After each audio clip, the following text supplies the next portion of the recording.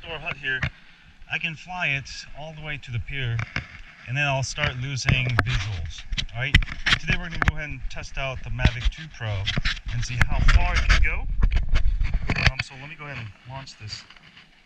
Right, we're going to see how far the Mavic 2 can go in an open space. Obviously this is open space. Let's try it.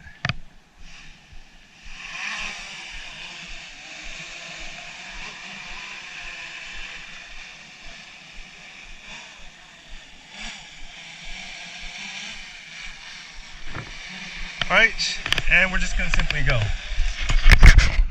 Watch the Mavic take off. And I'm just going to get up a little bit more up in the air. I'm going to go straight at the pier. Let me adjust the focus. And here we go. Hi guys, so I've gone to the pier, which I think is like 8,000 feet, 9,000, so almost about 2 miles. Now there is wind today, so that might actually affect how far I can go. I'm gonna also head back. If I go too far, I might run out of battery. The Mavic 2 Pro is rated for 8 kilometers, which is almost 5 miles in open space. Now, with my original Mavic, I could never get the rated, I could never get that much out of it. But so far, image quality is really good on the Mavic 2 Pro. I really recommend it. The 1-inch does make a total difference. I would not get the zoom if you guys are, doing this for professional purposes, or if you guys want to use it for high quality videos. Because the zoom has the same pretty much size sensor as the original Mavic. And yeah, actually I'm sort of slitting. The wind is pushing me into the city. I'm actually trying to fly it over the ocean so I don't fly over the people. But here we go. Let me go ahead and change here. We'll go ahead and just fly along the ocean and see how far we can go. Anyway, the 1-inch sensor is just awesome. The zoom, I would not get it. It's sort of gimmicky in terms of being able to do those, dolly special effects. You can do it without actually having that zoom. You can still fake it just in post. So I do recommend getting this one over the zoom, but I'll have another video on it. But I'm at 6,600 feet. So there's 5,800 feet in a meter. So I've just gone a little farther, 7,000.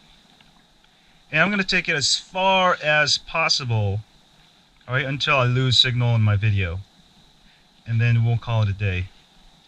But yeah, in my initial testing, I was able to reach the pier with no loss of video.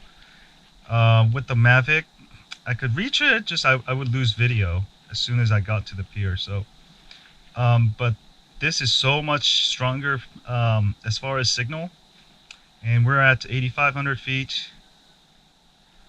So that pier is about 2 miles from my house, and we'll see if we could take it another mile or two.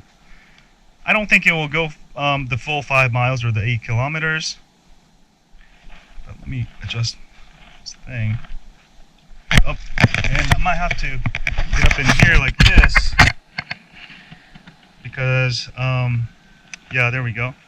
So I have not lost signal. Signal's still looking good. Still strong. That's unbelievable. So I'm flying. I've got to the pier. That's 10,000 feet.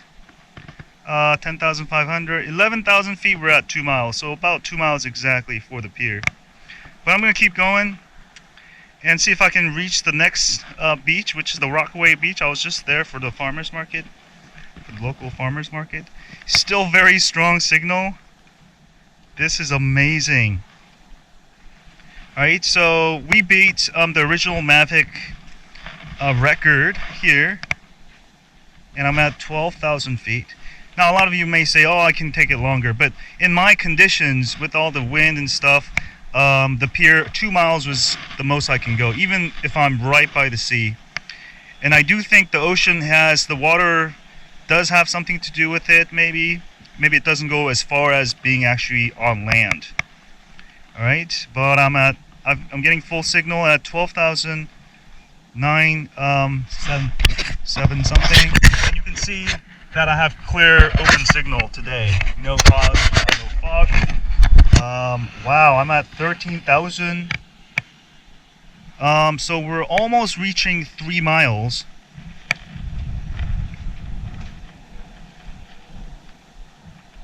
Okay, make sure your antenna is standing up like that.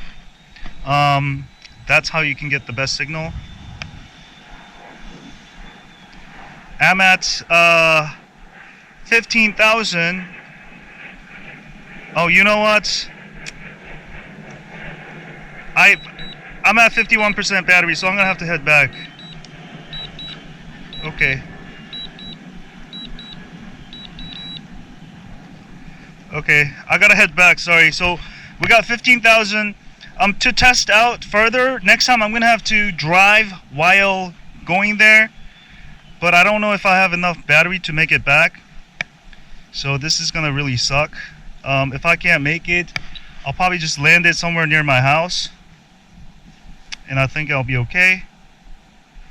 And another thing, I think because I'm downwind on the way back, I totally forgot about the battery. So yeah, guys, don't do these tests if just make sure you have enough battery back. And also you got to really watch out for the wind, because if you don't watch out for the wind, and if you're, I was in Hawaii and I was flying it, and then it was like a 40-50 mile wind, and I couldn't fly my Mavic Pro back because the wind was so strong.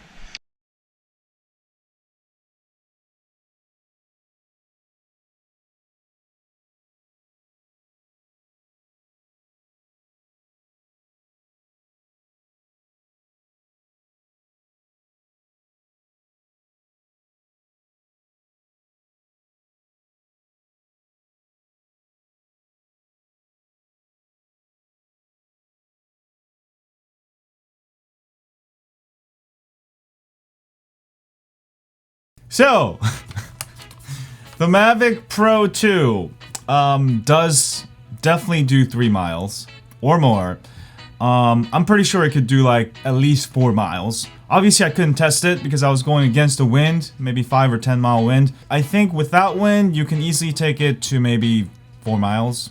I don't know, maybe 3.5 miles. Now, the biggest problem is that you need battery to make it back. So for a round trip, I would say the maximum range would be around 3.5 miles. Alright? Now, just be careful. If you're going downwind, you're gonna need more than 50% battery life to make it back. Because if you go downwind, you're coming back upwind. Alright? You're going against the wind on the way back, so you'll need more battery life. So just as a general rule of thumb, don't take it too far where you can't go get it, alright? Just use your common sense. I did this test in non-sport mode and I also did another test in sport mode. The results were nearly identical, so it really doesn't matter if you use sport mode or no sport mode. But another way I could do this test is obviously have somebody on the other side, somewhere near where I'm flying it, where I can land it safely and they can hold on to my drone. So I may do that test next and see if I can go like 4 miles. But for right now, I'm really impressed. There's no interference with this.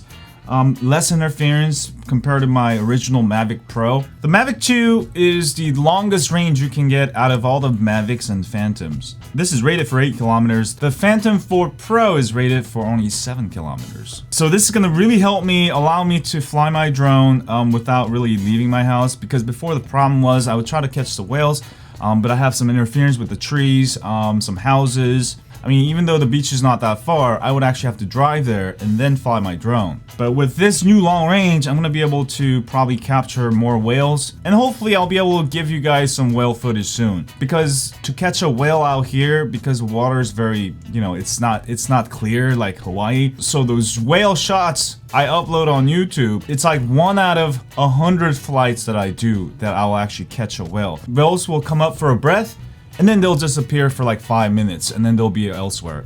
So that's why it's really hard to catch whales out here. That's why most people are actually on the boats. But to do it from the land, it's so much harder. But this is gonna help me do it, and this is one of the reasons I got it. So I could, you know, get some whale footage. Have a great day. I'm glad I made it back. Hit the thumbs up for me. And as always, stay